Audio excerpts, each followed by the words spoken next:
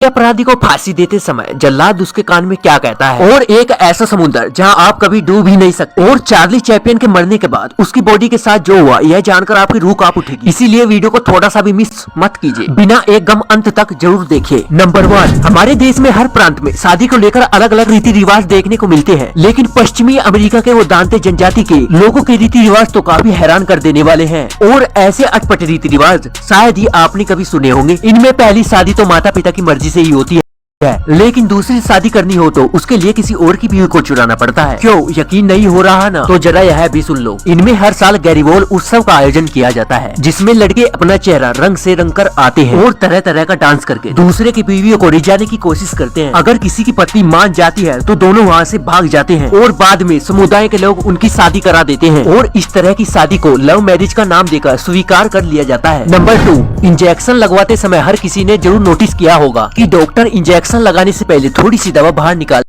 हैं। यदि वह ऐसा नहीं करेंगे तो यह आपके लिए जानलेवा साबित हो सकता है। जैसे ही डॉक्टर इंजेक्शन में दवाई भरते हैं तो उसमें एयर बबल्स आ जाते हैं। एयर बबल्स को खत्म करने के लिए डॉक्टर्स इंजेक्शन में थोड़ी सी दवाई को बाहर निकाल देते हैं। लेकिन क्या होगा अगर ये एयर बबल्स आपके शरीर में चले जाएं तो जानना चाहेंगे? तो अगर एयर बबल्स का साइज छोटा है तो वह इतना घातक नहीं होगा, लेकिन अगर इसका साइज बड़ा है तो वह हमारी वेनिस या आंट रुइस के थ्रू शरीर में प्रवेश कर जाते हैं, जिससे हमें हार्ट अटैक, स्ट्रोक और सांस लेने में दिक्कत हो सकती है। और कई सिचुएशंस में तो व्यक्ति की मृत्यु तक हो जाती है। नंबर 3, किसी अपराधी के लिए फांसी से बड़ी सजा भला और क्या हो सकती है? और यह फांसी देने का काम पूरा किया जाता है जल्लाद के द्वारा। आप यह सब तो जानते ही होंगे कि जल्लाद फांसी से पहले अपराधी के कान में कुछ बोलता है, लेकिन क्या आपको पता है कि जल्लाद अपराधी के कान में बोलता है, मुझे माफ कर दो, मैं मजबूर हूँ। और इसी के बाद अपराधी को फांसी के तख्ते पर चढ़ा दिया जाता है। इसके साथ एक इंटरेस्टिंग बात यह भी है कि अगर अपराधी हिंदू हो तो जल्लाद उसे राम राम, अगर अपराधी मुसलमान हो तो वह उसे आखिरी सलाम बोलता है। नंबर 4, अब जरा इस पिक्चर को देखिए।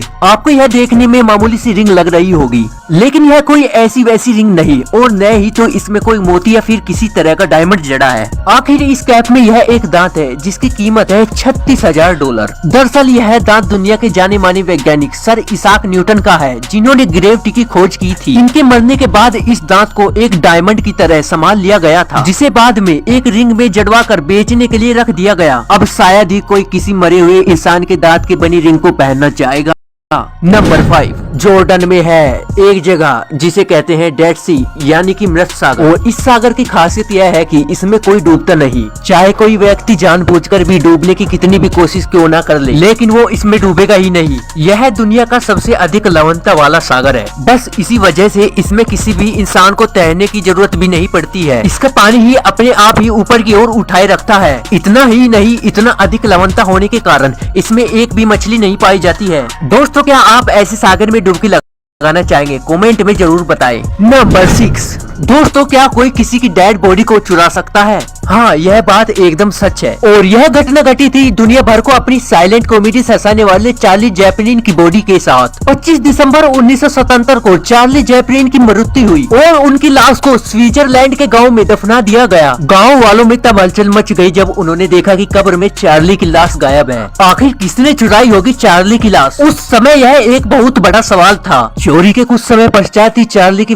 वाइफ को $6 लाख की फिरौती के लिए फोन आने लगा। और काफी महीने की कड़ी मेहनत के बाद पुलिस कर्मियों ने 16 मई को बुल्गारिया के 2 चोरों को पकड़ा। वो दोनों ही अपने इस कार्य को लेकर बड़ा शर्मिंदा थे। उन्होंने चार्ली की वाइफ को माफीनामा भी लिखा, जिसके बाद उन्हें माफ कर दिया गया। बाद में चार्ली की लाश को उनके घर से 1 मील दूर मकई के खेत में दफना दिया गया। ना जाने क्या क्या होता है इस दुनिया में दोस्तों।